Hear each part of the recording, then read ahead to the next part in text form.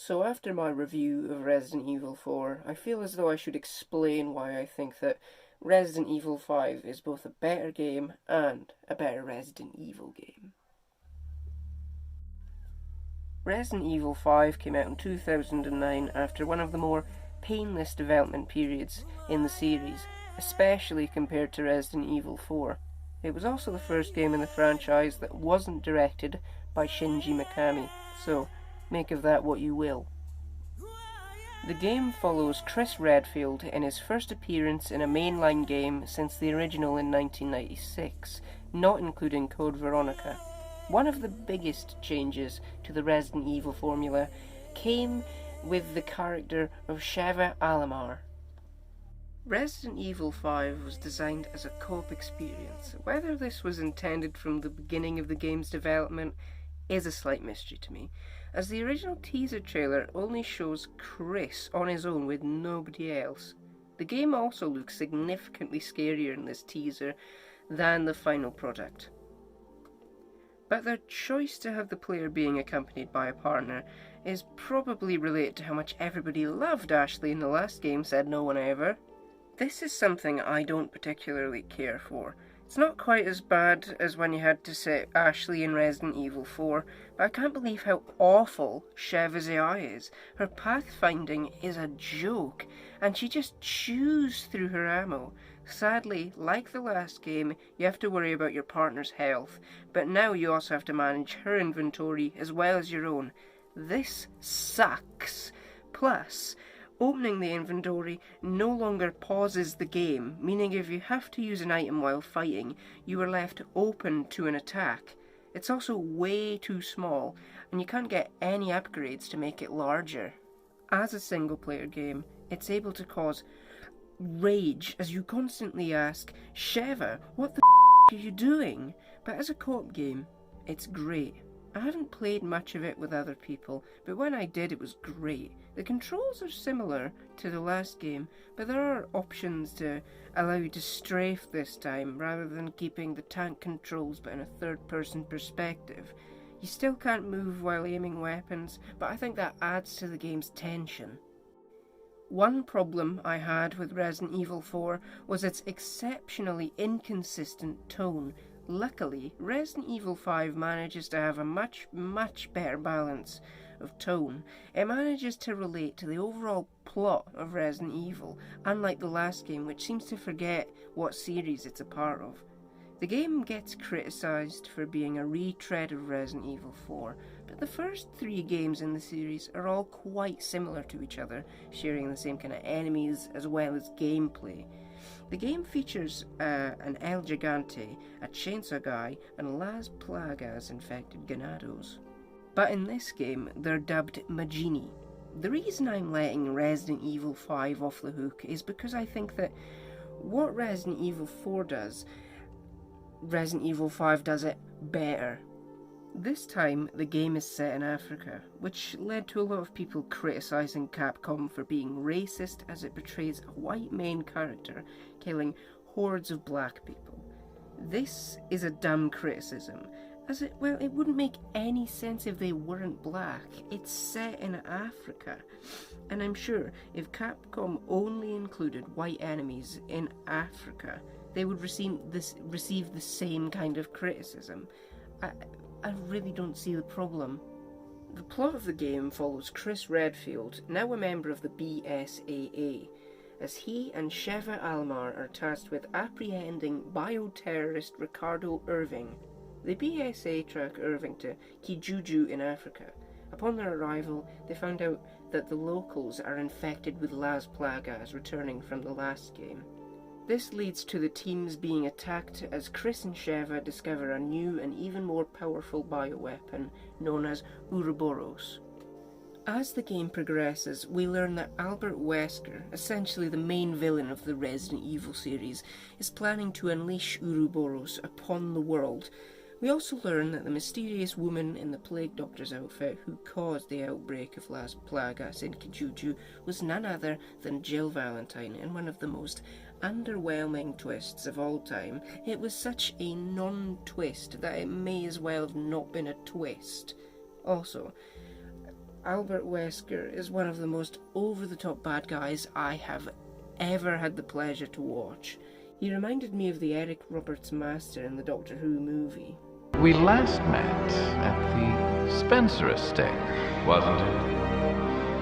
Well, isn't this one big family reunion? I am not Bruce. It took me a minute with the talking and the walking, but I am not Bruce. I am merely inside his body.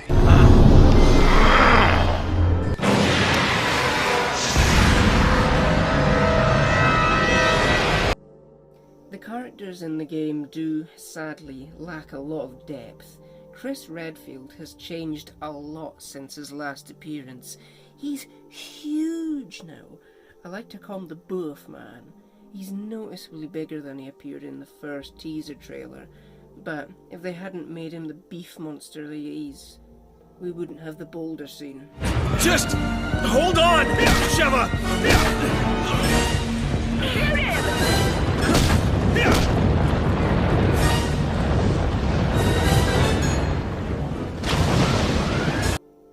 Speaking of visuals, the graphics in the game are incredible. It's easily the best looking game of the 2000s, much like the Resident Evil 2 remake is the best looking game of the 2010s. It wouldn't even look out of place for an early PS4 game. Hell, they've even re-released the game on the PS4. Another tiny gripe I have with the characters is Jill. What were they thinking? The whole mind control plot is just stupid, and they fail to explore it in any capacity. She's been aware of her actions, she can remember all of the terrible things that Wesker's had her do, and she's been essentially trapped inside her body for years. So much potential with the characters in Resident Evil, but in almost every game they just make them ridiculous action heroes that spout cheesy one-liners. This problem only seems to have been rectified in the past 3 years, starting with Resident Evil 7 back in 2017, and being continued to the Resident Evil 3 remake that just came out this year. Now, I mentioned in my Resident Evil 4 review that the game had an inconsistent tone, and this is something they've managed to fix in this game, but it still has more than one tone throughout.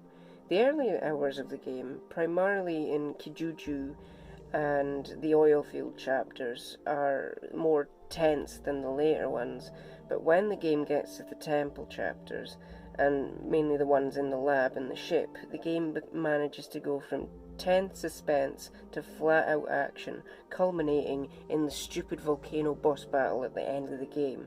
This issue is also present in Resident Evil 4. I've never found the Resident Evil games to be all that scary. Yes, they're tense and can give me a fright every so often, but they've never really freaked me out that much, and that's still present here. Like I said in my last review, the Ganados in the last game are one of the only proper scary aspects of the series, other than the Baker family in Resident Evil 7. I'm not hugely bothered by the more action-oriented tone. It's more of an issue in Resident Evil 6, which makes absolutely no attempt at all to be remotely scary. The game also uses QTEs a bit too much, if you ask me. I've never been that bothered by them, but they get real old real quick. The game also has an unbelievable amount of bosses. It gets to the point where they don't diegetically feel like they fit into the game, and it's progression which has been something the past games have been so good at. The game's pacing is also a lot better than Resident Evil 4's, as it doesn't overstay its welcome this time around. The game also has a couple DLC chapters. One is the Lost in Nightmares DLC, which explains how Jill went missing a few years prior to the main events of Resident Evil 5. This DLC is cool, as it is a serious throwback to the very first game, as it's set in a mansion and heavily relies on scares and puzzles. You can also enable fixed camera angles like the original PS1 titles. The second DLC is Desperate Escape, which follows Jill Valentine as she tries to escape the Umbrella Lab after being rescued by Chris and Sheva. This is just more of the same and is just more Resident Evil 5 if you want more Resident Evil 5, if that's something you'd want. It's quite similar to Resident Evil 6, as it's just continuous action all the way through, but it's only like an hour long, so why not, eh? Resident Evil 5 is one of the more underrated games in the Resident Evil series. It's by no means the best RE game, and neither is Resident Evil 4. Its crap AI partner really brings the game down a peg, in my opinion. If you've got no friends like me, then you're really stuffed, as you'll have to contend with a partner who will waste ammo and health items, as well as cause you to lose many number of boss battles because of it. I would also have had 2 campaigns, basically. One for single player and one for co-op. Co-op only featuring Sheva, and the single player only having Chris facing the hordes of Las Plagas infected Magini. But it's solid gameplay and beautiful graphics more than make up for this. I think it's better than Resident Evil 4. I'm well aware of this not being a popular opinion. Hell, I'm disgusted by myself. But it's just how I feel. I remember I had a friend who said it was his favourite game, and I was like, no it's not. That's Resident Evil 4, that's the best one. But upon replaying and evaluating why I thought Resident Evil 4 was the best game, it really made me think. I definitely don't think it's the best game in the series, but it's sure as hell a solid and ultimately fun entry in the Resident Evil series.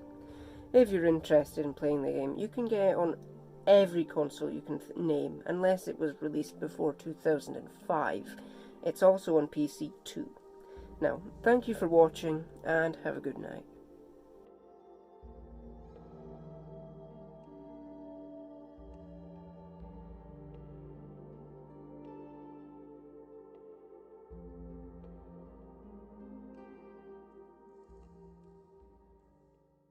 Oh, and by the way, the merchant isn't in the game. Negative merchant out of Hook the Boulder prompt.